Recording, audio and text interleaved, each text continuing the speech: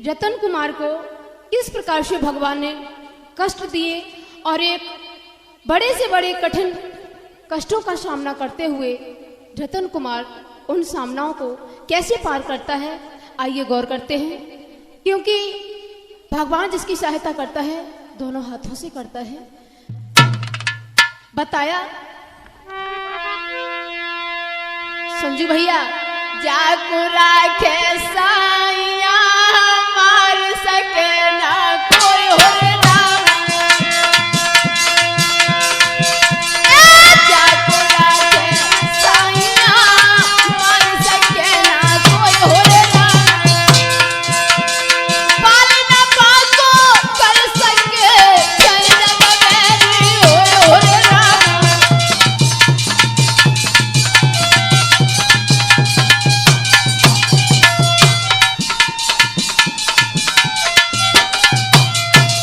भैया रतन कुमार की सहायता भगवान ने किस प्रकार की है, आइए गौर करते हैं। गुलशन कैसेट के सौजन्य से एक विजयनगर गांव में, जिसे आज मैनापुर बोलते हैं, उसमें एक बहुत बड़े सेठ रहते थे जिसका नाम था बलवीर सिंह, और उनके यहाँ पर एक पुत्र भी था जिसका नाम रतन कुमार। आइए गौर करते हैं। एक था मैनापुर गांव जहां एक बसे भूप बलिदार है, एकलौती जग संतान एक आंगन में खुश महतारी है।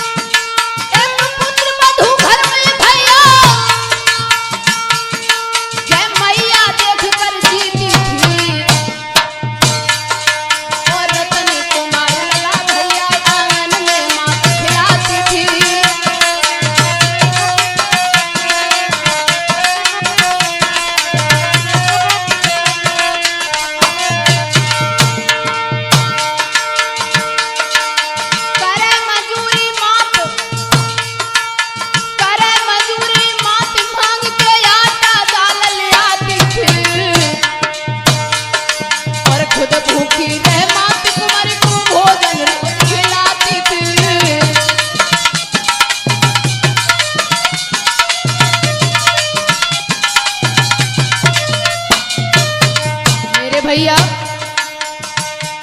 जिस समय बलवीर सिंह इस दुनिया को छोड़ करके चले गए थे, धीरे धीरे स्थिति वो आ गई कि रतन कुमार और उसकी माँ बिल्कुल कंगाल हो गए। एक दिन वो आया कि दर दर के भिखारी हो गए। मैया मेहनत मजदूरी करके लाती और अपने पुत्र का पेट भरती। कभी अपने पुत्र के सामने मुख मलिन नहीं रहती कि कहीं मेरे पुत्र को ये ना महसूस हो कि मेरी माँ दुखी रहती है। मेरे भैया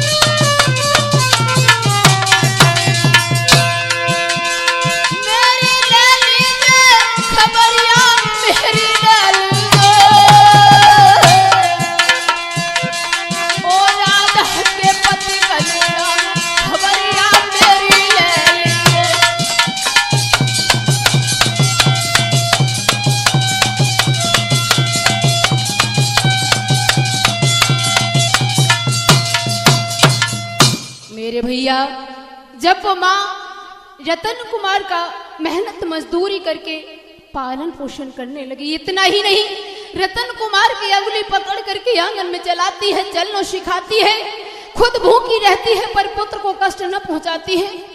बेटा को कभी ये महसूस नहीं हुआ कि मेरी माँ को क्या कष्ट है। धन्य है ऐसी माँ। लेकिन जब वो बालक धीरे धीरे बड़ा होने लगा और बड़े होने के पश्चात उसने देखा कि मेरी माँ मेरे खातिर खुद मेहनत मजदूरी करती है, लेकिन मैं आज से नहीं करने दूंगा।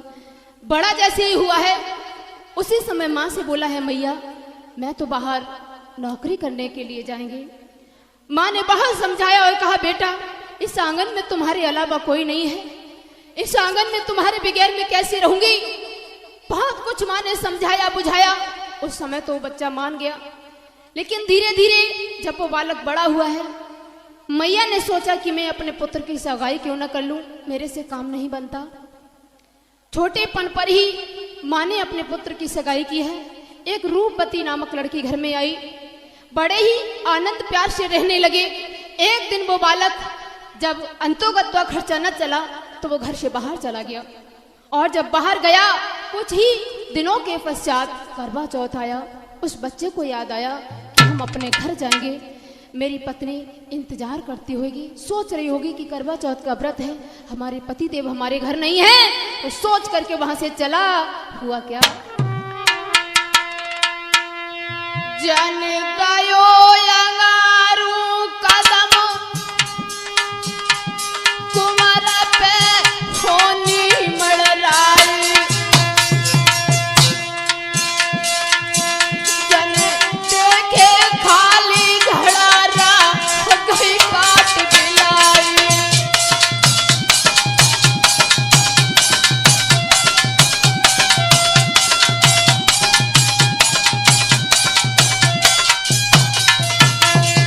मेरे भैया, कैसे ही वो बालक वहां से चला है, घर के लिए गजब हो गया। बहुत बुरे अपशकुन होने लगे, बहुत बुरे। क्या देखा रतन कुमार ने,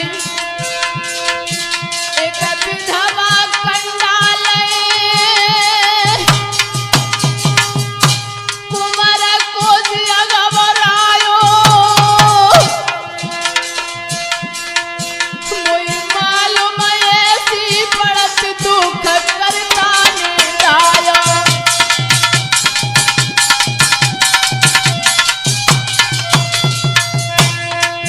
मेरे श्रोता बंधुओं, बालक की आंखों से आंसुओं की धारा बह निकली।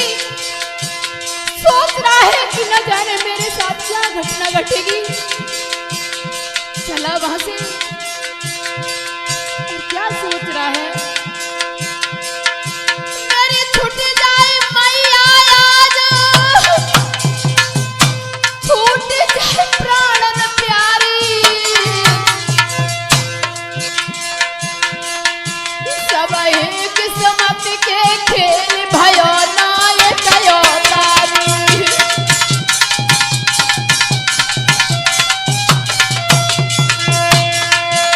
आज वो बालक धीरे सोच रहा है, मुझे इतने बुरे अपशकुन हो रहे हैं, कहीं ऐसा तो नहीं कि मेरे साथ कोई घटना घटने वाली हो। मैं कितना अभागा हूं। धीरे धीरे उसने सवारी को पकड़ लिया, सवारी को पकड़ करके और कहां पहुंचा, अपने नगर के नजदीक। जन लाई सवारी पकड़ काल की घटा गहरानी, और नगर में पहुंच न पाओ आगे नांग नहीं रानी।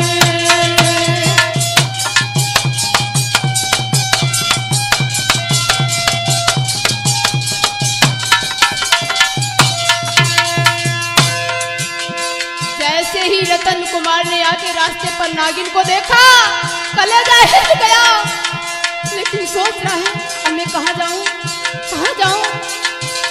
उसने उस रास्ते को तो छोड़ दिया, जैसे ही दूसरे रास्ते से गया, लेकिन काल था, नागिन उस रास्ते पर आ गई। उस बच्चे ने जैसे ही कदम बढ़ाया,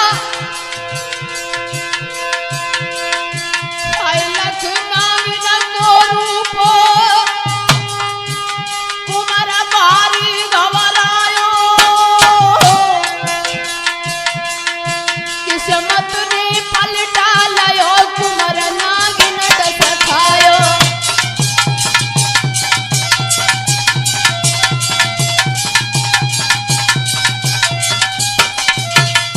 मेरे भैया जैसे ही नागिन ने डसा है उस पुत्र को, उसे एकदम माँ का ख्याल आ गया, क्योंकि हमारे अलावा मेरी माँ का कोई सहारा नहीं है। मैं जिस समय 6 महीना का था उसी समय मेरे पिताजी मुझे छोड़ के चले गए थे। अब मेरी माँ क्या करेगी?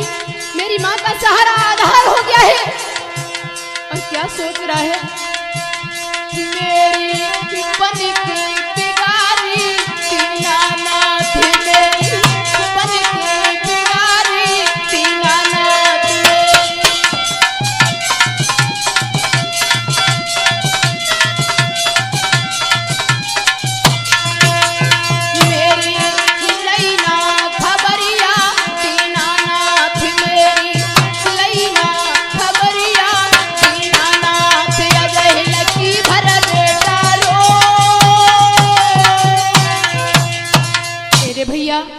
आज जैसे ही पुत्र को उस नागिन ने डसा है, उसी जगह पर बेटा धड़ाम से गिर पड़ा।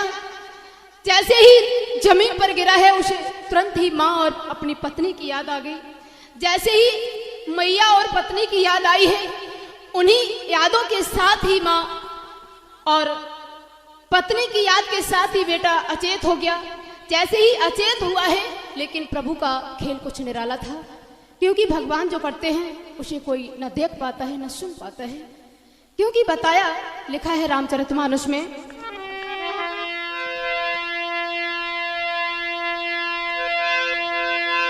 कि बिन पग चले सुनाई बिन काना, बिन पग चले सुनाई बिन काना, कर बिन करम कराई विधि नाना, कर बिन करम।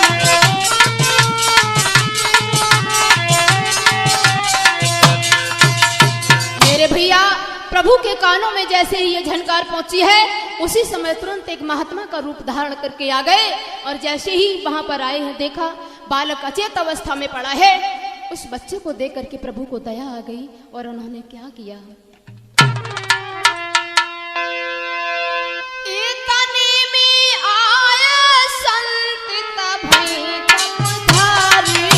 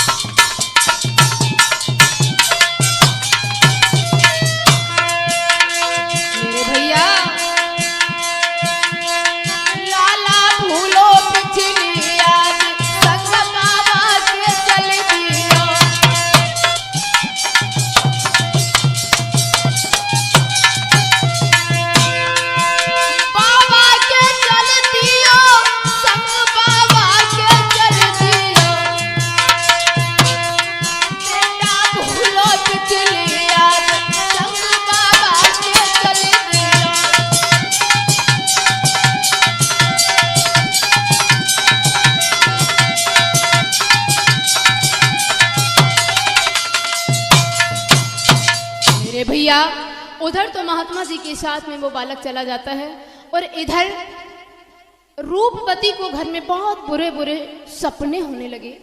जैसे ही रात को सपना देखा रूपवती ने, आधी रात्रि पर 4 बजे ही भाग करके सास के पास में पहुंची और बोली, मैया मैया गजब हो गया, मैंने बहुत बुरा सपना देखा है। और धड़ाम से जमीन पर वो रूपवती गिर पड़ी और पैर पकड़ के सासुल के कहने लगी, मैया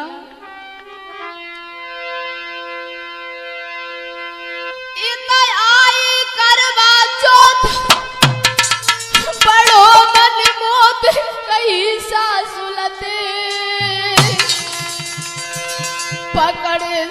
सुलग पैर मेरे प्रीतम को बुलवाए रे।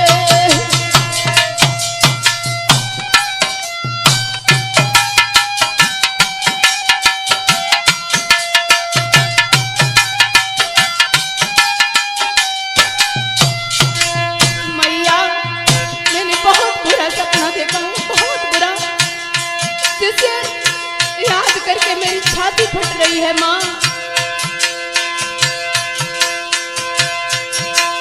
एक सपनों देखो रात भड़कनो रात सुने बेतार तेरो दया भूत मरवाए भूल गई प्यार।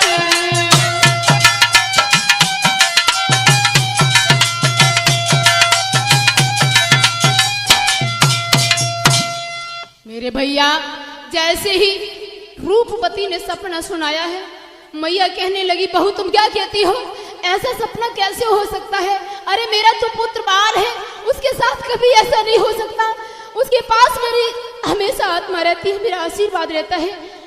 बहू ये कैसे हो सकता है? लेकिन मैया का भी कलेजा हिल रहा था। रूपवती का सपना देख करके मैया का भी सपना टूट गया। आज वो दोनों 2 दिन तक तो इंतजार करती रही, लेकिन 2 दिन के बाद जब वो बालक घर न आया, पता लगाने पर ये पता चला कि राजकुमार वहां से निकला हुआ है।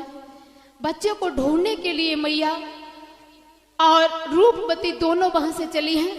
अपने पति को खोजती हुई रूपवती गली गलारों में घूम रही है, नगर बेनगर जाती है, एक पागल की तरह अपने पति की खोज करती है। आज मैया अपना आंचल फैला करके जो भी मिलता है उससे कहती है कि मेरे बेटा की भीख डाल दो। आज पागलों की तरह मैया अपने पुत्र को ढूंढ रही है और क्या कहती है,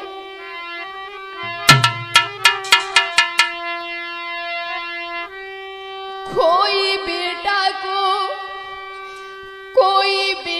को बता दे रोती मारी है, कैसी गम की घड़ी आज आई है।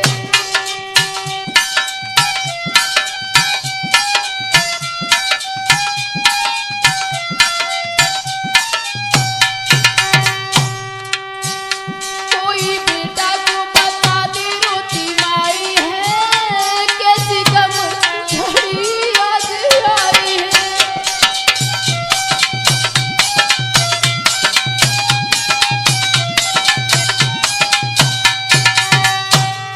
बोली है मैया, मेरी आंखों का तारा छूटा मेरा सितारा, मेरी आंखों का तारा छूटा मेरा सितारा, आई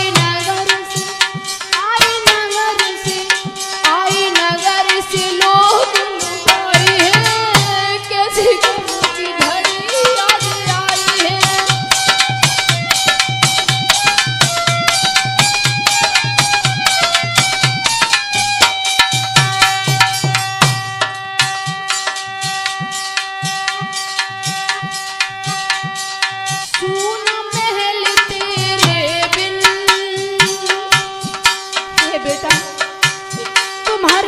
मेरा कोई नहीं है, महलों में रात तो दिन अंधेरा रहता है। मेरे पुत्र तुम कहाँ हो मेरे लाल आ जाओ।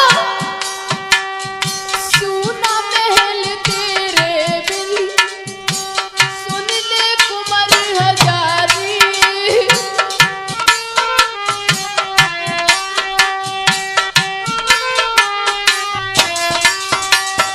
सुना महल तेरे बिन सुन ले कुंवर हजारी,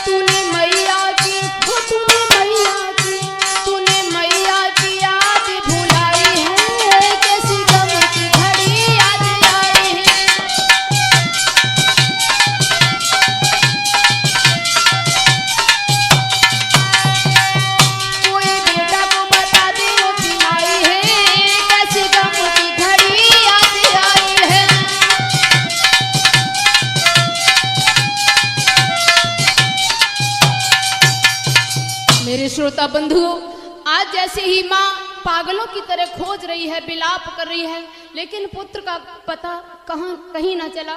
जब बच्चे का पता कहीं न चला, आज रूपवती अपना आंचल फैला करके कहती है, मैया बिना पति के पत्नी का कोई आधार नहीं होता है। मैं कहाँ जाऊंगी बिना पति के? अब मैं क्या करूं? मेरा कोई दूसरा सहारा भी नहीं है मैया। आज रोते रोते तड़पते तड़पते नंगर बेनंगा ढूंढ रहे हैं। इतना ही नहीं,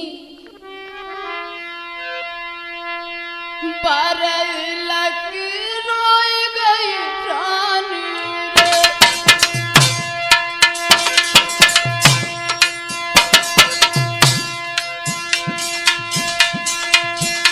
बरलक रोई गई रानी रे, जगे पहले न से पानी रे, बरलक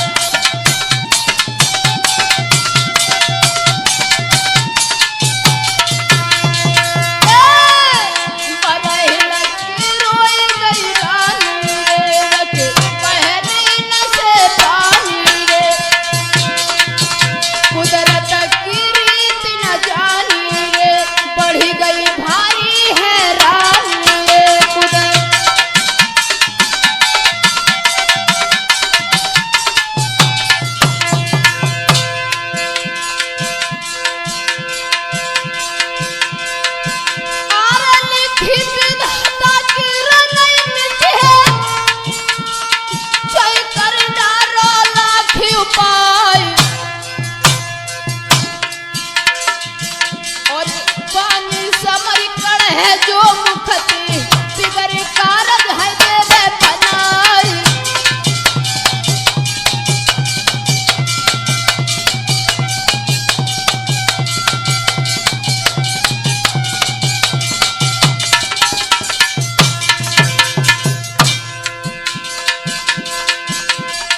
रोब घर में अजमा रानी सैया बसते विदेश न जाए, और दिल में कया बेर गजाबे जाको दुख दो तो करतार,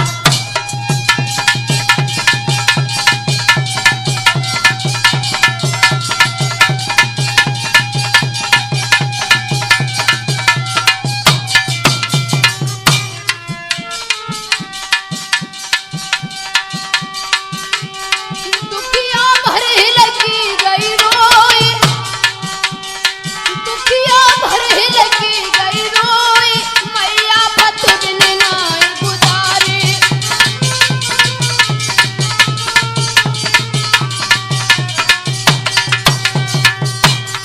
दुखिया भरे लगी गई रोई, मैया पत बिन ना गुजारी।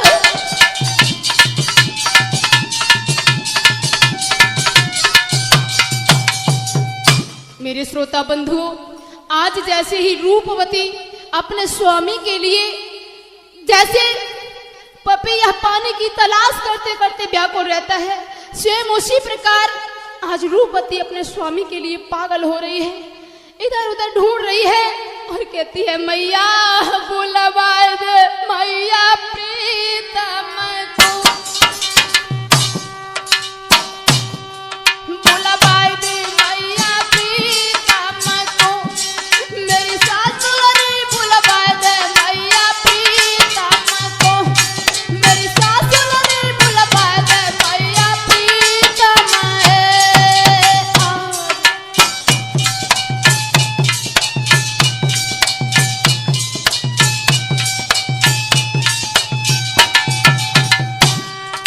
और बोली, जय प्रीतम को बुलवाए, जय प्रीतम को बुलवाए, नारी अति रुधन मचावे, गैया से टकराए, धीर ना दिल में लावे रे। अब रोई रोई कह रही रानी, पिया गए परदेस याद में बिकल भई माँ रानी, बुलवा दे मैया प्रीतम को, मेरी सासुरी बुलवा दे मैया प्रीतम को, मेरी सासुरी बुलवा दे मैया प्रीतम है।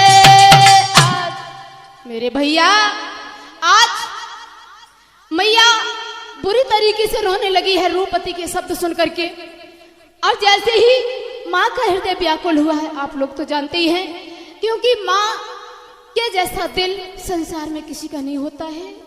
बताया क्या कहने लगी मैया, आज रोई रोई मैया कहे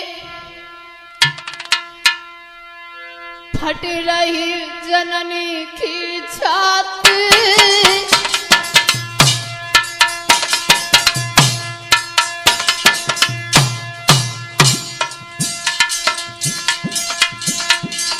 अरविंद भैया जके टप टप आंसू गिरे न सो बरसत औलाद।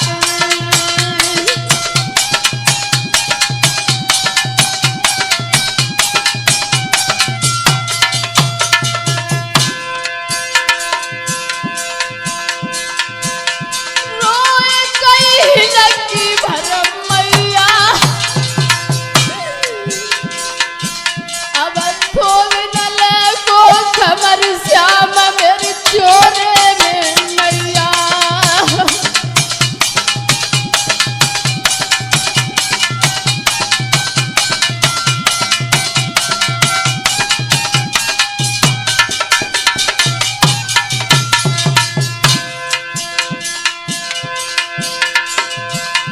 माते पार बिलख खाई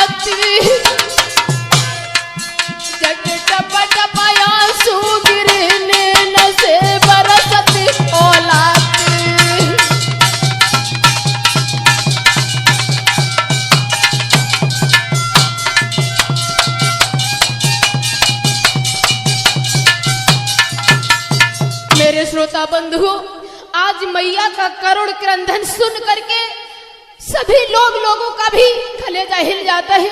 नगर के निवासियों ने जैसे ही माँ का करुण क्रंदन देखा है, मान लीजिए वहां सीताहरण हो रहा हो, ऐसे विलाप हो रहा था कि मैया का रोना सुन करके हर किसी की आंखों से औलाती बह रही थी। और इतना ही नहीं, आज मैया रोते रोते जंगल में पहुंच गई। जैसे ही बियाबान जंगल में माँ और रूपवती पहुंची हैं, वहां अपना कोई नजर नहीं आया, क्योंकि ऐसा ही होता ही है, जब विपत्ति आती है तो कोई आधार दिखाई नहीं देता है। जंगल में जैसे ही पहुंचे, और जंगल में पहुंचते ही पहुंचते वहां क्या देखा संजू भैया, एक आयो सन्मुख भूप, एक आयो सन्मुख भूप, करे घोड़ा की सवारी।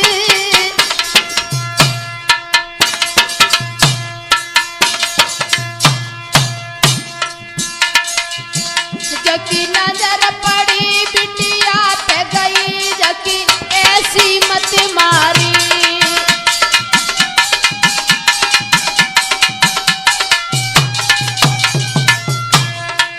जैसे ही रूपवती को देखा, उस घोड़े पर सवार था, उसने पागल हो गया। रूपवती को देख करके जैसे ही पागल हुआ और पास में आया, क्या बोला, कहीं जने करक ससी पानी। बोला कौआ तुम चलो हमारे संग बनाए के राखूंगो रानी।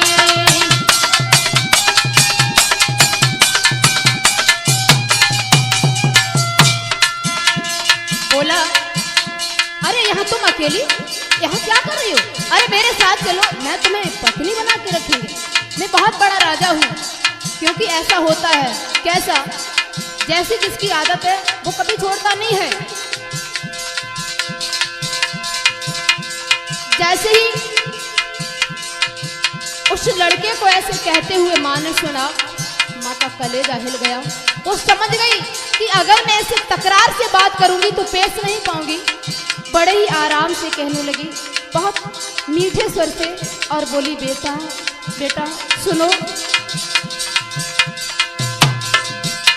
तब आई रोई की बोली मैया,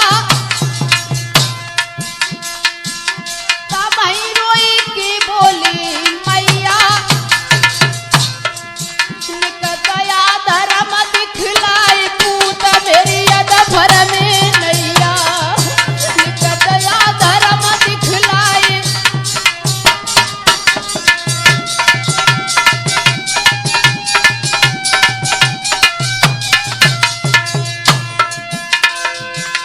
आज मुझे दुनिया रूठ गई, महलन में अंधेरो भयो लाल मेरी किस्मत फूट गई।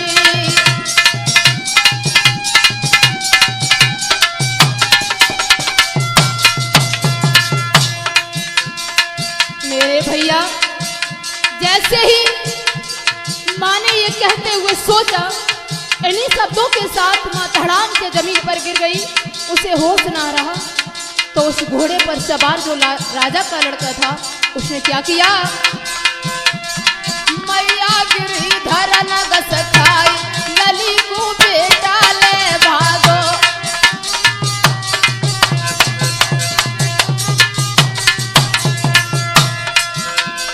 बेटा ले भागो, लली को बेटा ले भागो, मैया गिरिधर नगस खाई, लली को कौआ ले भागो।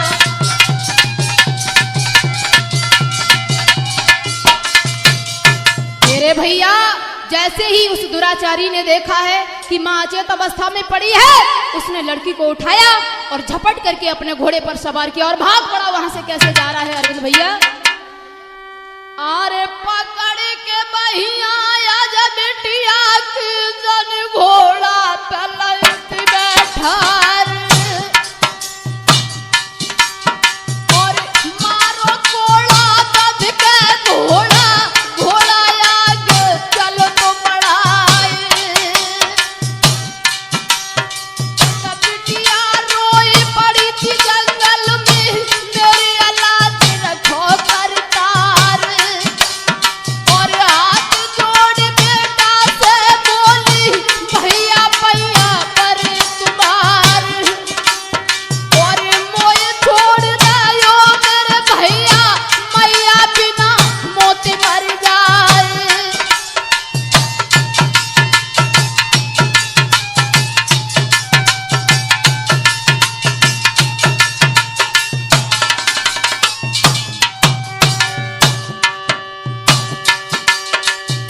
आज वो लड़की पागल की तरह चिल्ला रही है, चीख रही है, लेकिन उस बेचारी ने एक भी शब्द उस लड़की के ना सुने। ए मोय छोड़ दयो मेरे भैया, मैया बिना मौत मर जाए, और नेक दया पापी नहीं आई, पिटिए ले गो संगल भाई।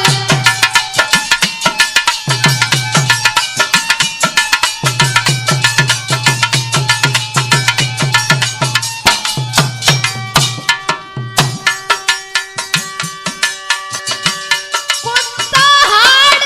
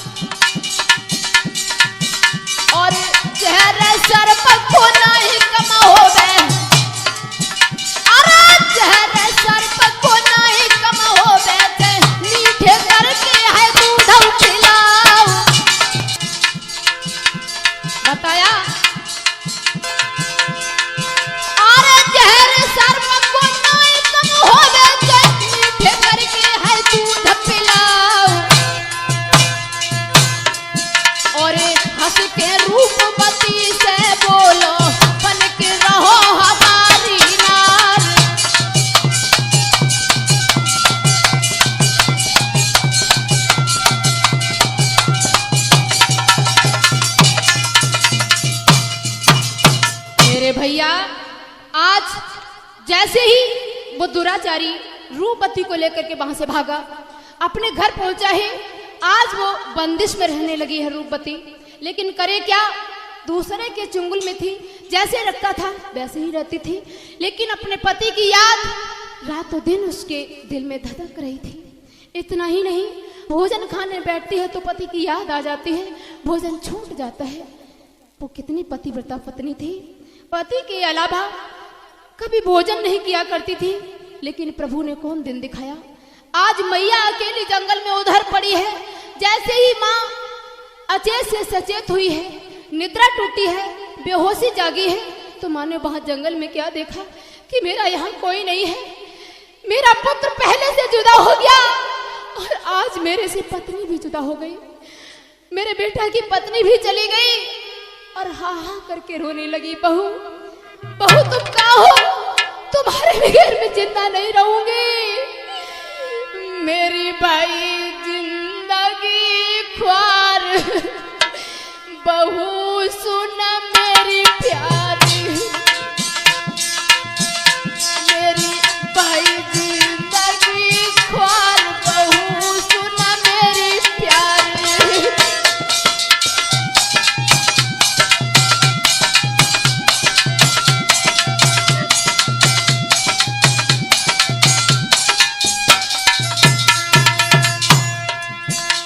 बहू अब मेरा कोई सहारा नहीं रहा, बहुत पहले हमारे पति गुजर चुके थे, मैं बिल्कुल कंगाल हो गई थी। मैंने सहारा केवल अपने पुत्र पर लगाया था, वो भी चला गया। उसके बाद मैंने अपनी बहू पर सोचा था कि ये हमारा समय व्यतीत करवाएगी, मेरे बुढ़ापे की लकड़ी बन के रहेगी, लेकिन मेरी बहू भी हमसे जुदा हो गई। कैसे टूटेगा आज मुझ पर रोई रही महतारी, मेरी गोदी खाली भई आज मुझे, मेरी गोदी खाली भई आज मुझे गया मैं रोया तारी। कित खो गई बहू हमारी, बहू सुन मेरी प्यारी।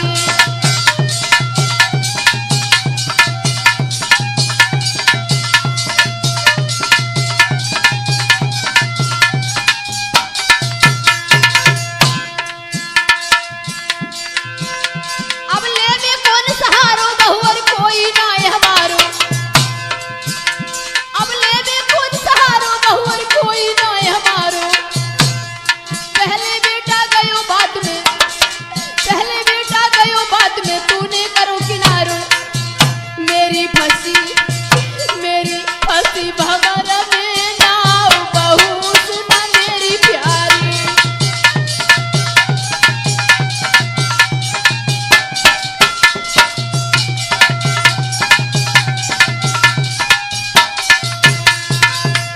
मेरी भाई जिंदगी ख्वार, बहू सुन मेरी प्यारी।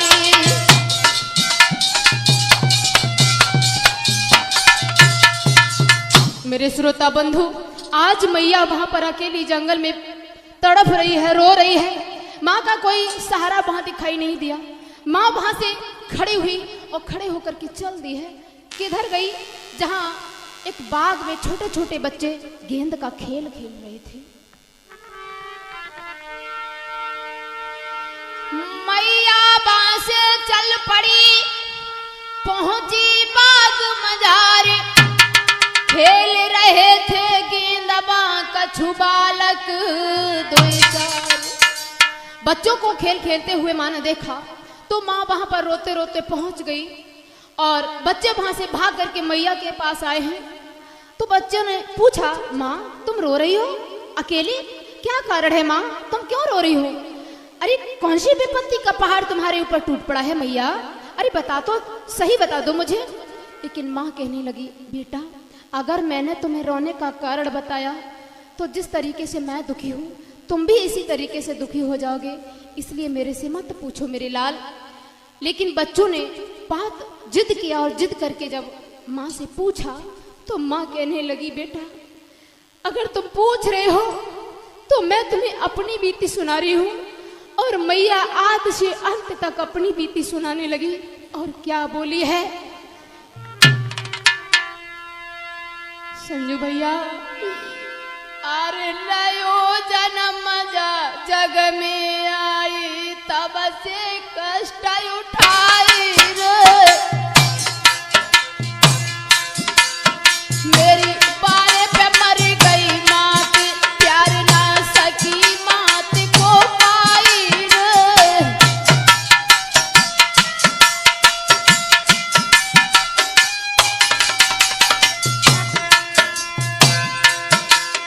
और कछु समय के बाद पिता ने शादी गई रचाई रे, और दया एक कुंवर जन्म हम कैसे दे बताई रे।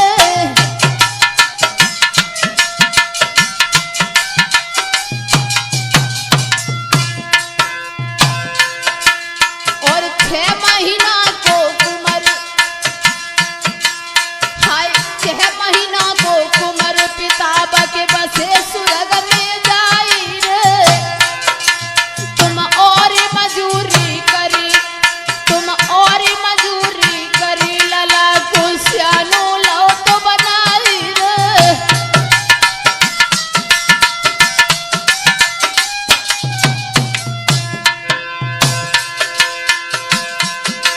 मेरा दिल में आशा लगी, लला की शादी लई तेरा चाही रे।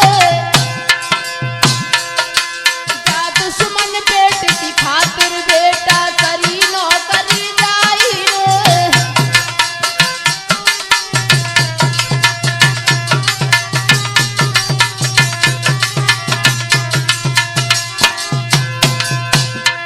और कछु समय के बाद लला ने घर की सीध लगाई रे।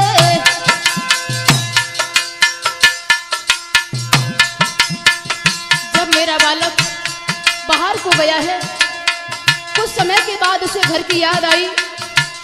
जैसे ही घर के लिए चला, होनी उसके शीश बढ़ा रही थी। और कछु समय के बाद लला ने घर की सीध लगाई रे। मार्ग से जाने का गयो, कछु पता सकी ना पाई रे।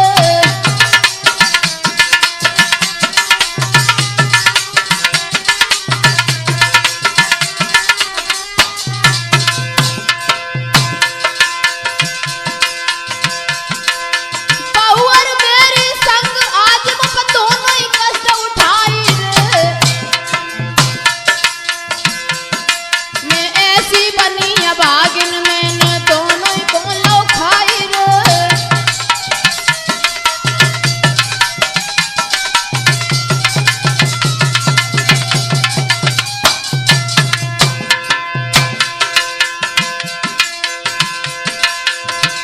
खोजू रोज तू साँझ सवेरे, खोजू रोज तू है बुरारी रात,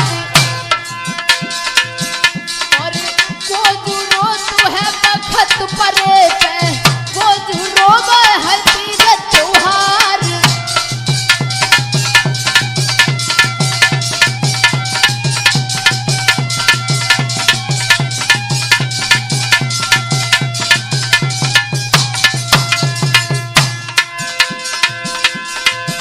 अरे मैया रोवे के साँझ सवेरे, मुखिया से सकत बुरारी रात।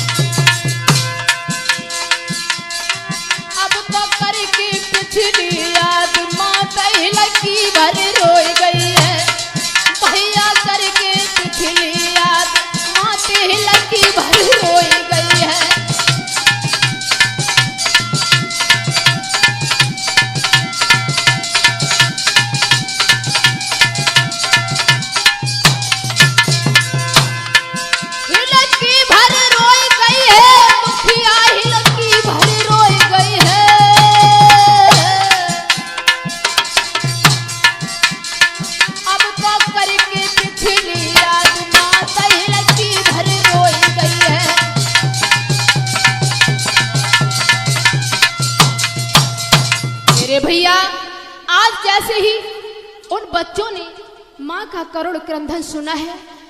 माँ के शब्द सुन करके एक सुशील नाम का बालक उन बच्चों में से निकल के आया, और जैसे ही बच्चों में से निकल के आया है और बोला, मैया मैया तुम हमारे साथ चलो, मेरा भी कोई नहीं है, बचपन से मेरी माँ गुजर चुकी है, मैंने कभी माँ का प्यार नहीं पाया है। माँ, मैं आज से यही समझेंगे कि मुझे पुनः माँ मिल गई है। आज वो सुशील नाम का बालक मैया की कलाई पकड़ करके अपने घर ले जाता है। वहीं पर बड़े प्रेम से माँ के साथ रहने लगा। मेरे भैया, इससे सिद्ध होता है कि जीवन में हर आदमी, हर इंसान एक जैसा नहीं होता। बताया, मोली कचू नाई बिगरी को बिगरी में देत ना कोई संग।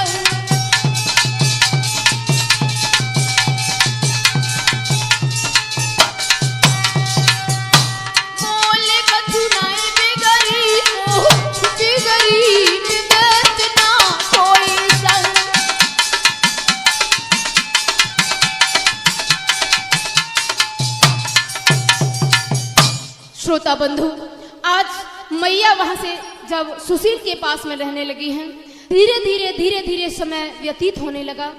आज देखिए प्रभु का कैसा विधान है। मैया किसी और के घर है, रतन कुमार किसी और के घर है, और रूपवती किसी और के घर है। तीन प्राणी तीनों जगह जब हो गए हैं, अलग अलग होने के पश्चात एक दिन वो आया जिसके यहाँ रतन कुमार रह रहा था। उन्हीं महात्मा के यहाँ प्रतिवर्ष की भांति मेला लगा हुआ था। उस राजा के लड़के को याद आया कि मैं मेला देखने जाएंगे और रूपवती को साथ ले जाएंगे। बहुत दिनों से रूपवती घर में ही है, उसका भी दिल नहीं लगता है। तो रूपवती से कहा, रूपवती आज मैं तुमको लेकर के चलेंगे मेला दिखाने के लिए। भैया रूपवती तो दूसरे के चुंगल में फंसी थी। रूपवती ने साथ चलने के लिए हाँ कर दी और वो ले करके रूपवती को चला है। कहाँ के लिए? मेला देखने के लिए। कैसे जा रहा है संजू भैया?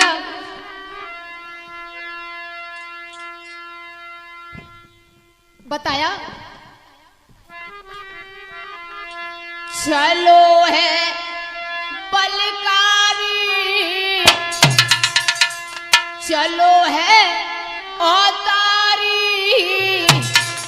और ले संग रूपवती सुकुमारी। चलो है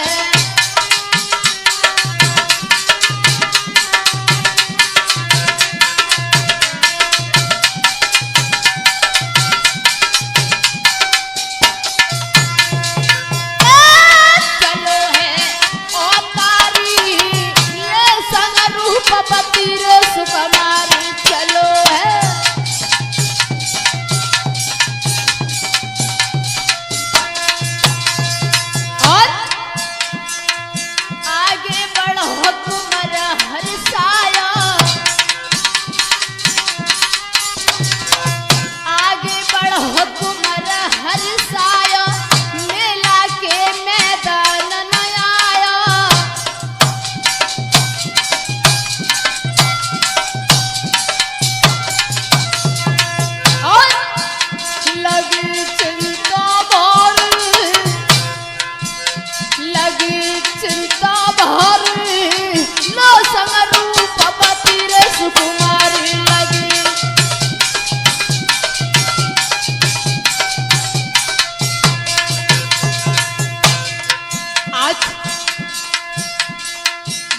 का राजकुमार रूपवती को लेकर के मेला दिखाने के लिए आया। और उधर देखिए प्रभु का कैसा विधान है। आज वो सुशील मैया से कहने लगा, मैया चलो हमारा मेला देखने के लिए चलेंगे। मैया की कलाई पकड़ करके वो सुशील और मेला के लिए चला है। ओते कहे सुशील मात हर साल,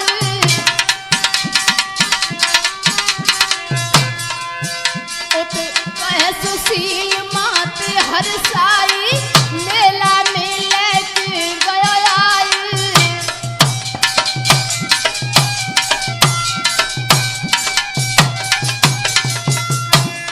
बारे प्रभु भगवान की बड़ी भुजाएं हैं।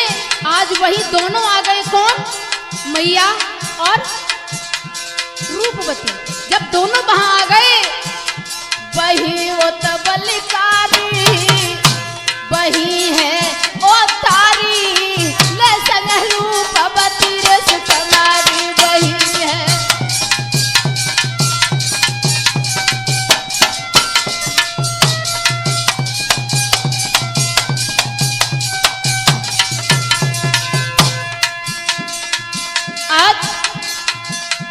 जब माँ और रूपवती वहां दोनों पहुंच गई, कहाँ गए?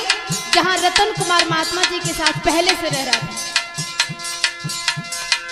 आई गई मेला में मैया,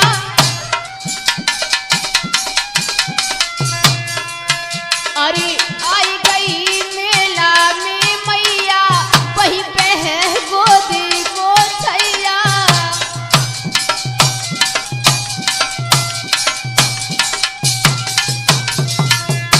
वही बहुवर प्यारी, वही बहुवर प्यारी, रसन रूपवती रस कुमारी, वही।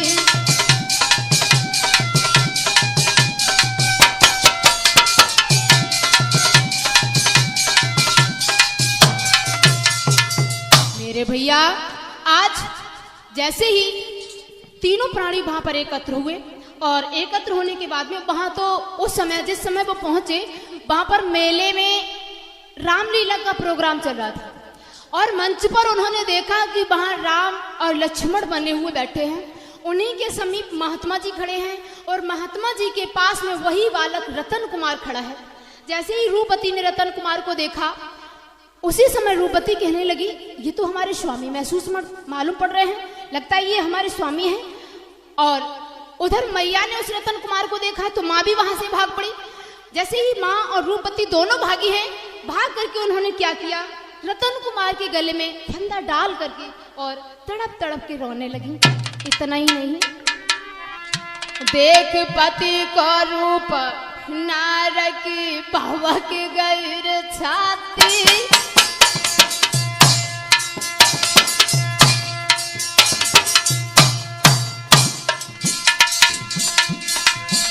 हाय देख पति को रूप नारी की भवक गैर छाती, जके टप टप आंसू गिरे नैन से बरसती औलाती, भैया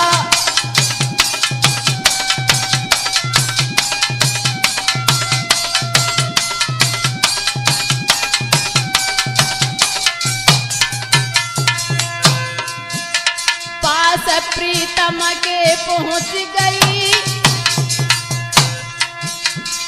अरे पास प्रीतम के पहुंच गई, मैया ने देखी बहू तुरंत सीना से लगाई लई,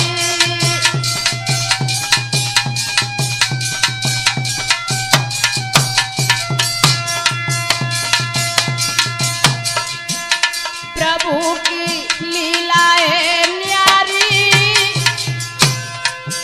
हाय बिछुड़े दए मिलाए धन है तो गिरधारी, भैया बिछुड़े गए,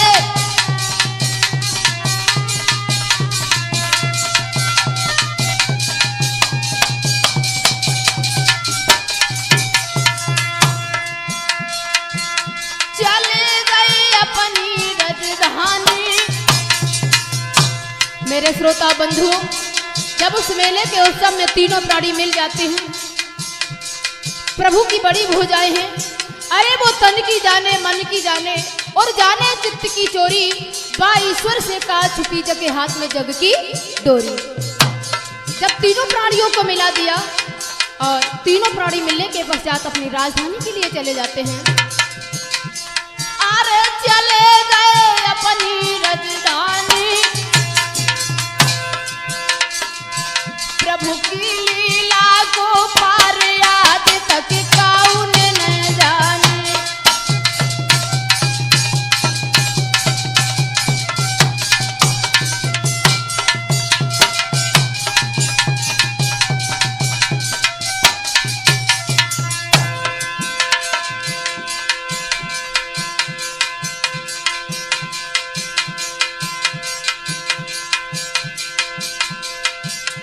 इसी बीच में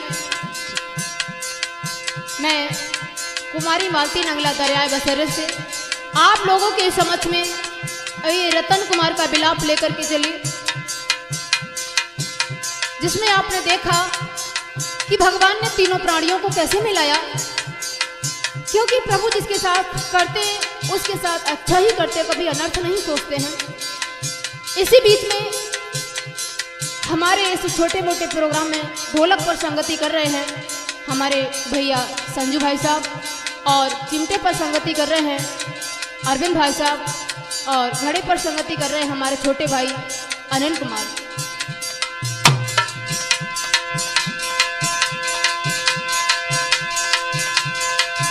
और समर के बैठ ढोलक पे काय घूमत है गई बोराई,